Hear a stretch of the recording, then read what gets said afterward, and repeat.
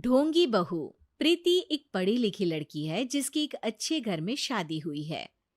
प्रीति का पति राहुल एक मल्टीनेशनल कंपनी का मैनेजर है जो आधे महीने विदेश में ही रहता और छोड़ जाता है अपने मम्मी पापा को प्रीति के भरोसे, जिसे इस देश को सुधारने की चुल ने परेशान कर रखा है। मम्मी पापा, कल एक डॉग वैक्सीनेशन का शिविर है तो मैं वहीं पूरा दिन रहूंगी। आप मेरे लिए खाना मत बनवाना। अरे बेटा प्रीति, वो बाई तो काम छोड़कर परसों ही जा चुकी। एक नई बाई देखनी पड़ेगी। माँ, आप तो जानती ही हो ना कि मैं कितना बिजी रहती हूँ। अगर कल मैं नहीं गई तो कुत्ते एडॉप्ट ही नहीं हो पाएंगे।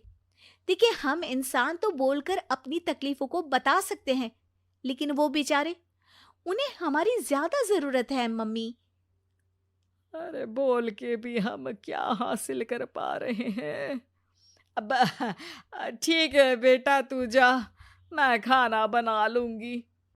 ऐसा पहली बार नहीं हो रहा था।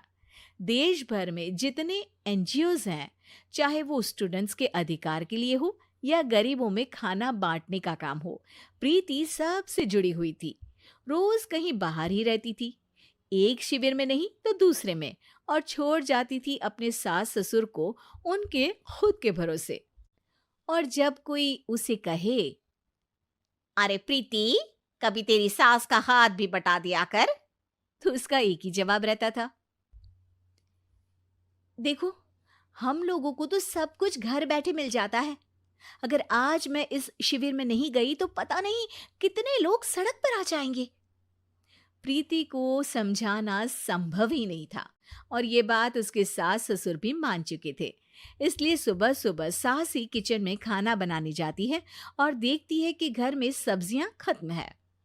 अरे प्रीति बेटा, सुन तो जरा। क्या हुआ मम्मी? मुझे बहुत लेट हो रहा है, और आप तो जानते हो ना कि अगर मैं इस शिविर में नहीं गई तो।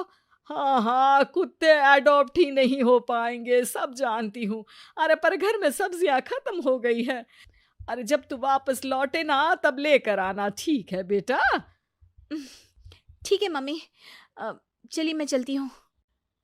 और हर बार की तरह प्रीति अपनी पार्टीज और आफ्टर पार्टीज में इतनी बिजी रह गई कि सामान लाना ही भूल गई। बात केवल सब्जियों की नहीं थी, लेकिन प्रीति हर रोज किसी नए शिविर में निकल जाती थी, अपने सास ससुर को अकेला छोड़कर। एक हफ्ते बाद प्रीति के ससुर जी के हाथ में दर्द होने लगा। अरे बेटा प्रीति, पापा जी के हाथ में बहुत दर्द हो रहा है। आज इनको डॉक्टर के पास लेकर जाना पड़ेगा। "अम, ठीक है माँ, आप हो आओ, मैं बाहर ही खा लूंगी।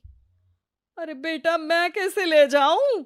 ये काम तो हमेशा राहुल ही करता था, और मुझे तो डर है कि कुछ ज्यादा बड़ी बीमारी ना हो जाए। उफ़ो, आज मुझे मेडिकल शिविर में जाना है। बेचारे बड़े बुजुर्ग जिनके अपने फैमिली वाले उनका ध्यान नहीं रखते, उनका पूरा मेडिकल चेकअप होगा।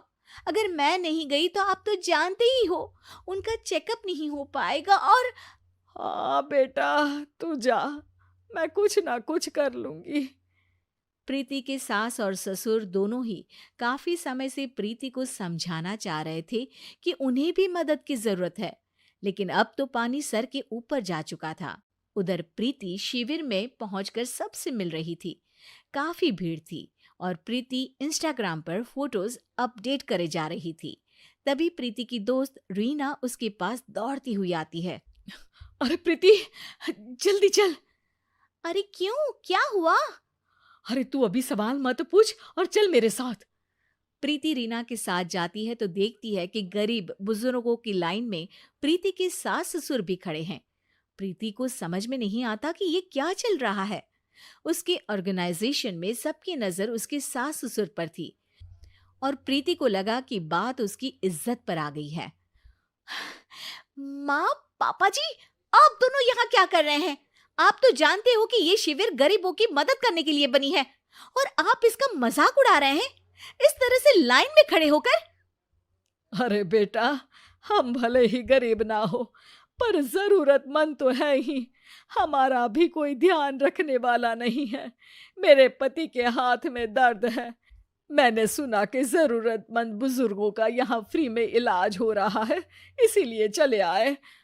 अ, नहीं, मतलब मैं तो प्रीति को समझ में आ गया था कि समाज को संभालने से पहले उसे अपना घर संभालना चाहिए और वो सर झुकाकर अपने सास ससुर से माफी मांगती है।